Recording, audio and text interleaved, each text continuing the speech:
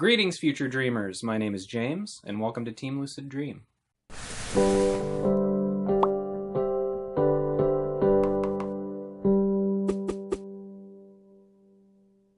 The phenomenon of lucid dreaming has references dating back to ancient times. Aristotle once wrote, "Often when one is asleep, there is something in consciousness which declares that what then presents itself is but a dream." There are even dedicated practices with ancient origins that still survive today, such as the Indian Hindus' Yoga Nidra and Tibetan Buddhism's Dream Yoga. Both of these practices detail ways for the practitioners to achieve lucid dreams or similar states. It's likely that humans have experienced lucidity for as long as we've been around, though we might not have always had the words to express it and the freedom and acceptance to talk about it. Despite the fact that the groundwork for modern lucid dreaming has been laid out by our ancestors, it actually had no scientific basis until British parapsychologist Keith Hearne did the first study of its kind in the late 1970s. By measuring the eye movements of a volunteer while in a conscious dream, Hearne was able to show that lucid dreaming is verifiable.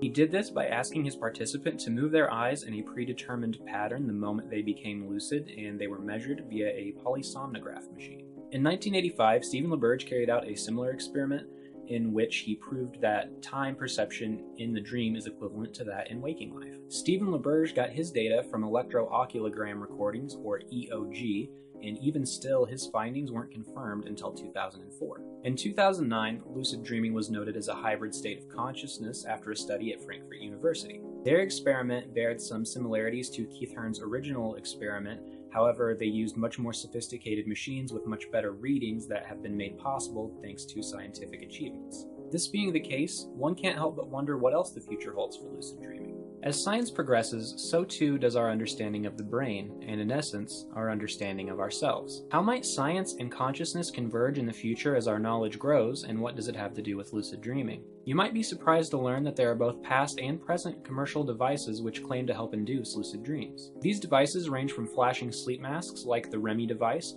all the way to those which use electrical brain stimulation. These devices wouldn't be possible if it weren't for the progress of technology and our understanding of the human brain.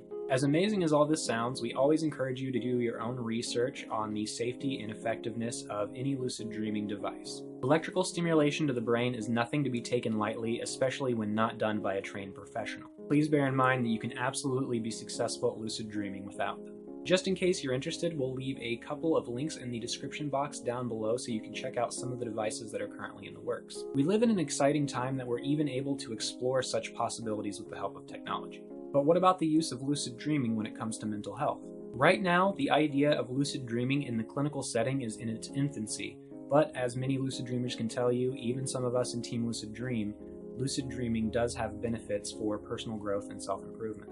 This is due to the unique state of consciousness which lucid dreaming provides. Some psychologists believe that we are able to interact more directly with our subconscious than we can while either fully awake or fully asleep. In the future, we may see therapists teaching lucidity in order to bring breakthroughs and insights to make a positive change in the life of their patients, perhaps even with a greater level of accuracy than simple psychotherapy currently provides. This idea, as cutting edge as it sounds, is also an ancient one.